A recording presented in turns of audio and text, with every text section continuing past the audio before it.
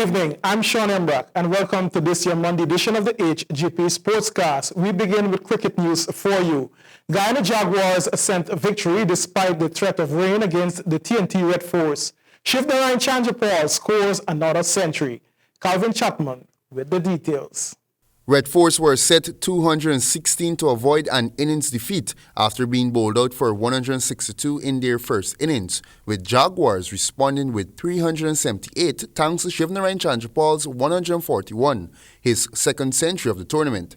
Trinidad reached 96 for 2 at the close of play on day 3, which was curtailed by rain. On day 4, Trinidad and Tobago Red Force, whose only win in the tournament came in the first round against Jamaica Scorpions, were bowled out for 235 runs just before tea on day 4, setting Guyana Jaguars 20 runs for victory.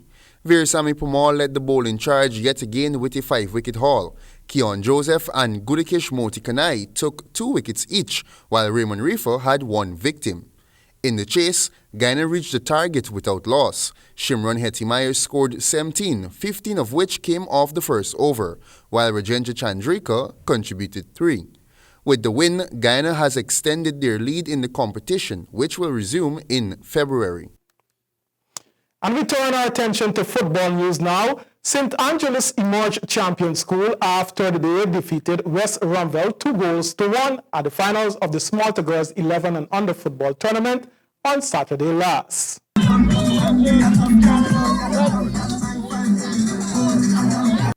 After the victory, the young players spoke of that feeling of being a champion. I love how my team played a lot, passing the ball and shooting. So how you feel about the victory, matching the boys them and winning the TV title? Good. The victory was great. He trained me a lot. And he told me that when we come and tell you, they train me what to do.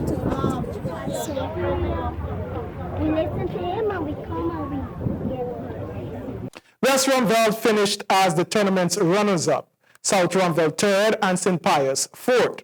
Prizes were also awarded to the MVP, a Shade Award this year. Highest goal scorer, best goalkeeper, and best coach. Coach of the winning team, St. Angeles, highlighted plans to further develop the young players. Here is St. Jude's. Not just about winning, it's about development for all the young girls that took part in it. I wish every club could take us in hand. That's my intention. I've already spoken with a lot of the parents from St. Angeles and also Enterprise.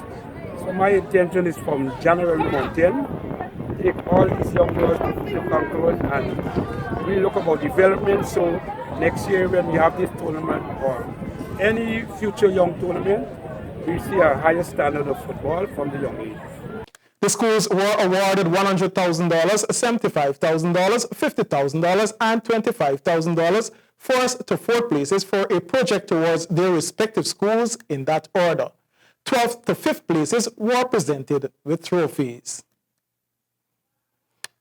And more football news. Sparta Boss edged Tocqueville by a 1-0 victory margin, that is, to successfully become 2 times champion for the Georgetown zone. Guinness Greatest of the Street, which culminated last Friday at the National Park. UC Phillips scored for Sparta in the 2nd minute of the game. And finally in football, we tell you that the Georgetown Football Association's Police FC and East Bank Rhythm Squad booked their places in the quarterfinal of the 5 associations' Nation Cup year-end football tournament. Calvin Chapman with more details. Cityside, the Guyana Police Force mauled Rosignol United 13-2, the biggest margin of victory to date, while Rhythm Squad found good rhythm in disposing another Berbice unit, Cougars, 5-2, when the round of 16 play in the Stag Nations Cup knockout football competition was played on Saturday night last at the number 5 ground, West Coast Berbice. Both the Guyana Police Force and the Mocha East Bank Demerara-based Rhythm Squad have booked their respective quarterfinal places in the tournament that is featuring clubs from 5 associations affiliated to the Guyana Football Federation, which has sanctioned the tournament. It was expected in both matches that the home teams would have been in for a torrid time against more active units, and the Guyana Police Force wasted little time in asserting their presence. By the end of the first half, they were already in the lead by 5 goals with the score 7-2.